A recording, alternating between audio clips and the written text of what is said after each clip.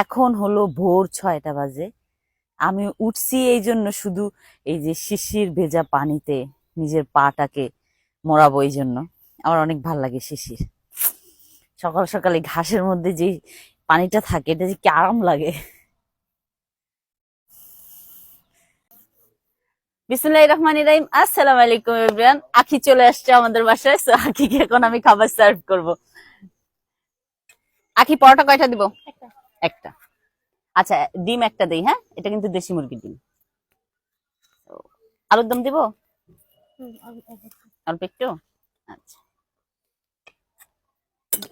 মুরগি নিবা না কলিজা ভুনা? কলিজা। তার মানে ও আমার কলিজা খাওয়ার জন্য রেডি হয়ে বসে আছে। চলো খাও। ও হলো আমার দ্বিতীয় স্বপ্না।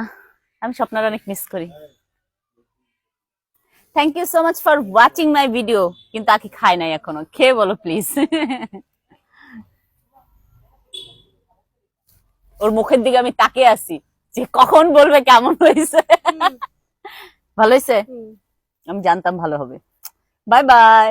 আপনাদেরকে বারবার বলতাম না যে আমাদের চাঁদপুরে একটা ফেমাস মাছ আছে, সেটা হলো বাইলাগুড়া। একটু ক্লোজ আসো। এই দেখো সেই বাইলাগুড়া। 1 কেজি দেন। কত করে কেজি? 200 টাকা। 200 টাকা অনেক বেশি কিন্তু। কমে রাখেন। আরো বেশি বিক্রি করে দিই। কমে রাখেন, কমে রাখেন। 300-350 টাকা বিক্রি করি। মাছ যে বাইলা মাছটা কিনলাম একটু আগে, ওই বাইলা মাছটা রান্না করবো। প্রথমে দিয়ে দিব হলো পেঁয়াজ, তারপরে দিয়ে দিব হলো কাঁচা মরিচ, তারপরে দিব হলো টমেটো, তারপরে দিয়ে দিব হলো একটু রসুন বাটা, তারপরে দিয়ে দিব লবণ, তারপরে দিয়ে দিব হলুদের গুঁড়া, এখন দিয়ে দিব হলো তেল। এখন এটাকে আমরা ভালো করে মাখিয়ে নিব। তারপরে দিয়ে দিব বাইলার গুঁড়া। এখন আমরা বাইলা মাছটার সাথে মশলাটা ভালো করে মিক্স করে নিচ্ছি। এখন আমাদের এটা হয়ে গেছে। এখন আমরা একটু পরিমাণ মতো পানি দিয়ে দিব। এখন আমি এটা হলো এই যে মাটির চুলায় বসিয়ে দিব। বসিয়ে হলো ঢাকনা দিয়ে রেখে দিব 20 মিনিট। পরে এই যে দেখো আমার গুঁড়া মাছের কালারটা কিন্তু সেই আসছে, কিন্তু আমি একটু মরিচের গুঁড়া দেই, নাহলে ঝাল হবে না। এই যে আমি এখন মরিচের গুঁড়াটা দিলাম। সবাই ভাবতেছেন যে আপু ইয়াটা তো গুঁড়া মাছটা তো ভেঙে যাবে, ভাঙবে না। এই যে গুঁড়া মাছ এভাবে নাড়তে হয়, এটা কিন্তু আমার আম্মা শিখাইছে। আসলে রান্নার বেশিরভাগ টেকনিকই কিন্তু মেয়েদের মারা শিখায়। তো এই যে এইভাবে নেড়ে দিলাম। এখন আমি এটা 5 মিনিট কুক দিতে দেবো। এখন আমার গুঁড়া মাছটা কিন্তু হয়ে গেছে। আমি একটু ধনিয়া পাতা দিয়ে গুঁড়া মাছটা উঠিয়ে ফেলবো।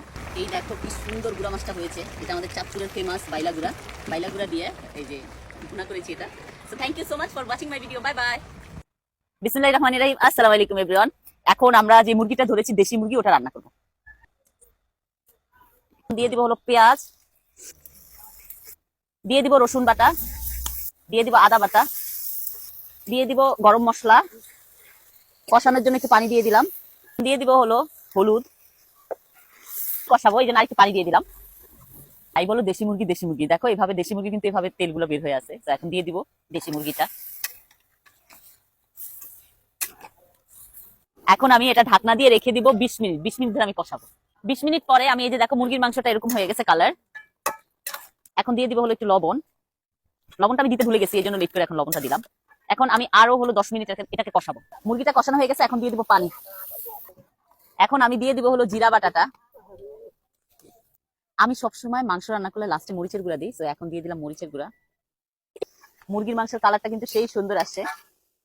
আমার মুরগির মাংসটা হয়ে গেছে, দেখো কি সুন্দর কালার আসছে।